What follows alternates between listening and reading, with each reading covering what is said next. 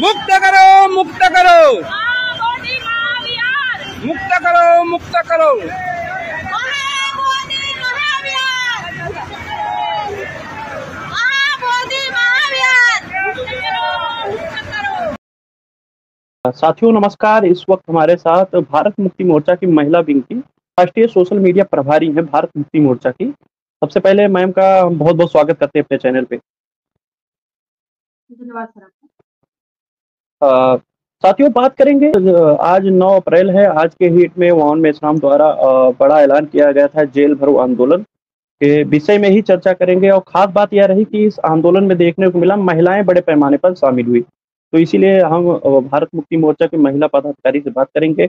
और खास बात रही, गुजरात से एक वीडियो काफी तेजी से सोशल मीडिया पे वायरल हुआ, शायद मैम ने भी देखा होगा, जिसमें एक महिला जो अपने 8 महीने के बच्चे को लेकर जो जेल भरो आंदोलन है उस आंदोलन में शरीक हुई। तो बात करेंगे जहां पर देखने को मिला तमाम जो हमारे महापुरुष रहे, बहुजन महापुरुष, उनके जो त्याग तपस्या के बाद जो और हक और अधिकार मिले उसको लेकर जिस तरह महिला सजग है अपने हक और अधिकार के लिए, वही देखने को मिल रहा है जो लोग महापुरुषों के त्याग और बलिदान के बाद बहुत सारे हक और अधिकार मिला, उसके कारण बहुत अच्छी जिंदगी जी रहे हैं, लेकिन वो एसी में बैठकर मजे लेते हैं। तो लेकिन जो आंदोलन की बात आती है, तमाम हक और अधिकार खत्म किए जा रहे हैं, लेकिन वो अपने हक और अधिकार को जान नहीं पा रहे हैं। तो मैडम क्या कहेंगे, जिस तरह ये आंदोलन हुआ उसमें महिला ने जो एक उदाहरण दिया, क्या कहेंगे इस पे आप?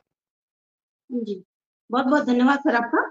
सबसे पहले मैं हमारे जितने भी मूल निवासी बहुजन समाज ने आज का जो आंदोलन था 9 अप्रैल 2025 का जेल भरो आंदोलन का, उस आंदोलन में जितने भी हमारे मूल निवासी थे और इस आंदोलन को सफल करके दिखाया, उन सभी का मैं धन्यवाद कहूंगी। और ये जो आंदोलन हुआ जेल भरो आंदोलन, ये पूरे 31 राज्यों में और उनमें जितने भी जिले हैं उन सभी जिलों में एक साथ किया गया। और ये जो आंदोलन था ये पूर्ण रूप से सफल भी हुआ।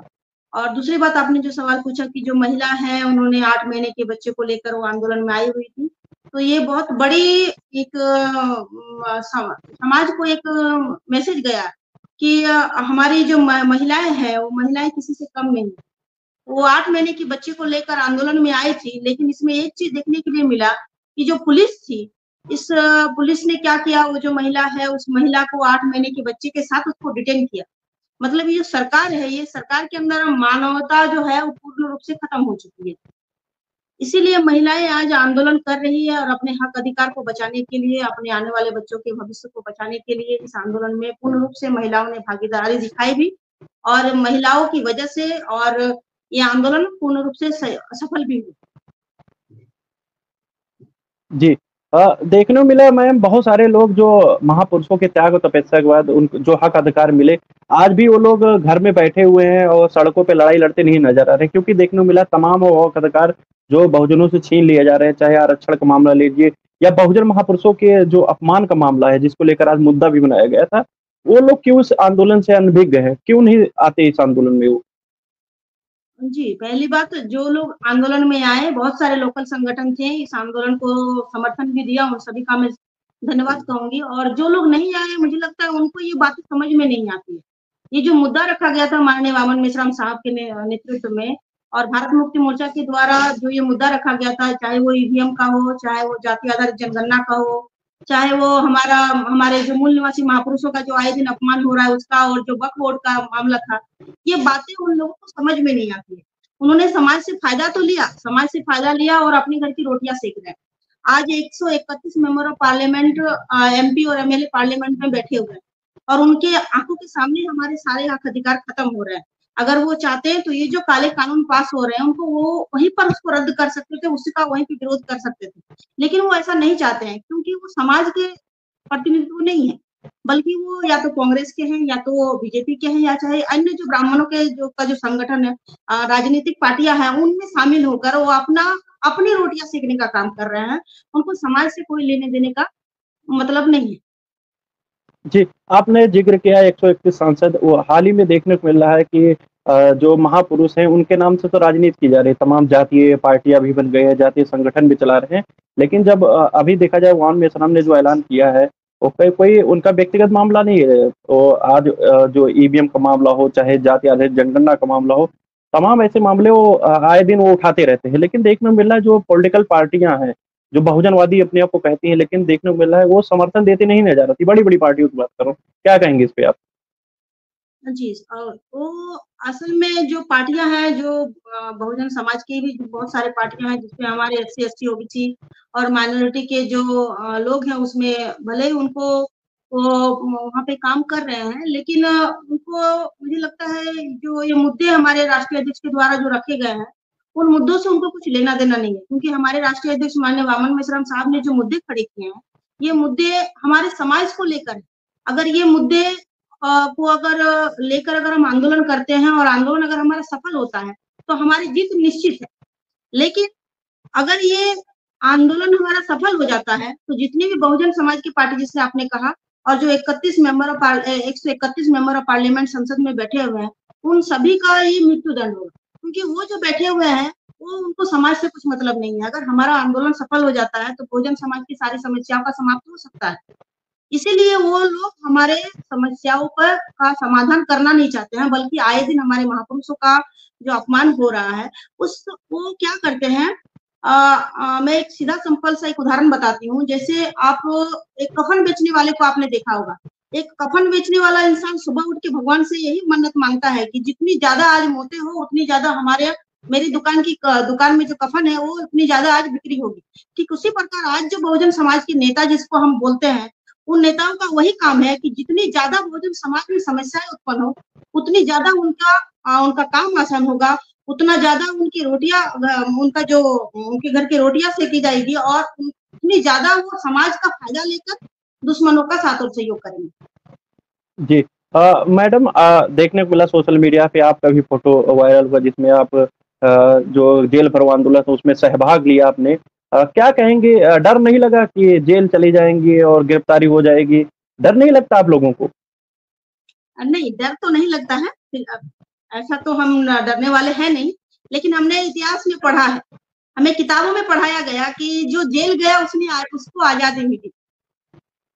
जो हमारी किताबें छपी गई, जो हम बचपन से हम किताबें पढ़ते आए उसमें हमने ये पढ़ा कि जो जेल गया उसको आजादी मिला। तो हमें भी आज आजादी चाहिए। आज हमारा देश पूर्ण रूप से गुलाम हो चुका है, संविधान पूर्ण रूप से खत्म हो चुका है, तो हम जेल जाने के लिए भी तैयार हैं और हम जेल भी गए। और जो पुलिस है, पुलिस ने हमारा साथ और सहयोग भी किया। पुलिस की वर्दी भले ही उन्होंने पहनी है, सरकार की वर्दी उन्होंने भले ही पहनी है, लेकिन जो पुलिस है वो पुलिस पूर्ण रूप से बहुजन समाज के लोग ही हैं। तो पुलिस वालों ने हमारे साथ और सहयोग किया। बहुत जगहों पे हमने देखा कि पुलिस ने जो आंदोलनकारी थे उन लोगों को उन्होंने खाना भी खिलाया, उनको चाय पानी का भी उन्होंने इंतजाम भी किया। मतलब तो पुलिस ने भी हमारा साथ और सहयोग किया। मतलब ये देखने के लिए मिला कि जो पुलिस है, पुलिस भी चाहती है कि आज उनकी समस्याओं के लिए आज हमारे राष्ट्रीय अध्यक्ष माननीय वामन मेश्राम साहब आज आंदोलन कर रहे हैं। तो बहुजन समाज में आज जो जेल खत्म हो चुका है। वो डर हमने 6 अक्टूबर 2022 को ही जो आरएसएस हेडक्वार्टर हम जब घेरने के लिए गए थे, तो उसी दिन हमने वो जेल जाने का जो डर था उसको खत्म कर दिया था। तो आज हमने दिखाया कि किस तरह से हम संवैधानिक तरीके से अपने हक अधिकार को बचाने के लिए, मान सम्मान को बचाने के लिए हम जेल भी जा सकते हैं। जी। तो मैडम, लास्ट सवाल ये है कि तमाम लोगों को तो क्या संदेश देना चाहते हैं जो भी अभी अनभिज्ञ हैं, वही धर्म की चाशनी में डूबे हुए हैं, तमाम उनके संवैधानिक जो हक अधिकार हैं वो दिन प्रतिदिन छीने जा रहे हैं, आरक्षण समाप्ति की ओर है, तमाम स्कूल कॉलेज बंद किए जा रहे हैं, बहुजनों के लिए तमाम वो रास्ते बंद किए जा रहे हैं जिसे संवैधानिक अधिकार मिला, संविधान अधिकारी की वजह से वो अधिकारी बने, कर्मचारी वर्ग निर्माण हुआ। लेकिन आज के डेट में देखने को मिला जिस तरह जो सरकार है, चाहे कांग्रेस रही हो चाहे बीजेपी, उन्होंने जिस षड्यंत्र के माध्यम से निजीकरण लाया, निजीकरण के माध्यम से तमाम वो नौकरियां आज की डेट में प्राइवेट होती जा रही हैं। तो उन लोगों तक क्या मैसेज पहुंचाना चाहेंगी और क्या संदेश देंगी जो अभी भी घर में कैद हैं और निकलना नहीं चाहते? वो 14 अप्रैल को ही दिन बाबा साहब का जय जयकार करते हैं, उसके बाद 1 साल तक सोए रहते हैं, तो उन तक क्या मैसेज पहुंचाना चाहेंगे? उन सभी को मैं यही मैसेज देना चाहूंगी कि आज देश में 3 आंदोलन चल रहे हैं। पहला राजनीतिक आंदोलन, दूसरा धार्मिक आंदोलन और तीसरा सामाजिक आंदोलन। राजनीतिक आंदोलन हमारा सफल नहीं हो सकता है, क्योंकि बाबा साहब ने ही कहा था कि जब तक हमारा सामाजिक आंदोलन सफल नहीं होता, हमारा राजनीतिक आंदोलन सफल नहीं हो सकता।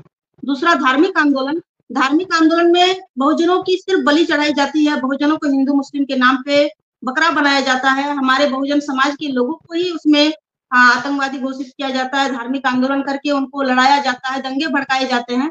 तो ये दो आंदोलन से हमारा कुछ भी भला होने वाला नहीं है। तो हमारे पास तीसरा आंदोलन बचता है, वो सामाजिक आंदोलन। और सामाजिक आंदोलन जो आज राष्ट्रव्यापी आंदोलन जो हमारे राष्ट्रीय अध्यक्ष जी ने खड़ा किया है, तो मैं समस्त मूल निवासी बहुजन समाज से ये अपील करूंगी कि घर बैठे हमारा कुछ भला होने वाला नहीं है। एक दिन तो हमें मरना ही है। अगर हम घर बैठे मरेंगे तो मरीज कहलाएंगे, और अगर हम अपने आंदोलन को बचाने के लिए, अपने बच्चों के भविष्य को बचाने के लिए, अपने हक अधिकार को बचाने के लिए और महापुरुषों का जो विरासत है उसको बचाने के लिए अगर हम आंदोलन करते हैं तो शहीद कहलाएंगे। तो तमाम मूल निवासी बहुजन समाज से मैं अपील करूंगी कि आज हमारा जो सामाजिक आंदोलन चल रहा है, इस आंदोलन को सफल करने के लिए, घर से बाहर निकले, क्योंकि बाबा साहब ने कभी नहीं कहा था कि मेरी जय जयकार करो। बाबा साहब ने कहा था कि बस जो मेरा ये आंदोलन है, उस आंदोलन को पूरा करने के लिए अपनी जान की बाजी लगा दो। तो तमाम बहुजन समाज से मैं ये अपील करती हूँ कि ज्यादा से ज्यादा संख्या में हमारे राष्ट्रीय अध्यक्ष जी का जो नेतृत्व है, उस नेतृत्व को स्वीकार करें और सामाजिक आंदोलन में शामिल होकर और इस आंदोलन को सफल करके दिखाएंगे। जी, तो साथियों हमारे साथ उषा दास मैडम जी हैं। उन्होंने साफ तौर पे बहुत सारी बातों पर भी जो विषय हमने पूछे उस पे अपनी बातें रखी। साथियों आज की डेट में इतना बड़ा आंदोलन किया गया है, देखने को मिला कि सोशल मीडिया पूरा जेल भरो आंदोलन से ही जो मैसेज है वो पूरा देश भर में देखने को मिला। लेकिन जो मनुवादी मीडिया है, जिसको हम लोग ब्राह्मणवादी मीडिया भी कहते हैं, जिसको ब्राह्मण बनिया मीडिया भी कहते हैं, उन लोगों ने इस आंदोलन को हाइड किया। वो आए दिन ऐसे आंदोलन को हाइड करते हैं।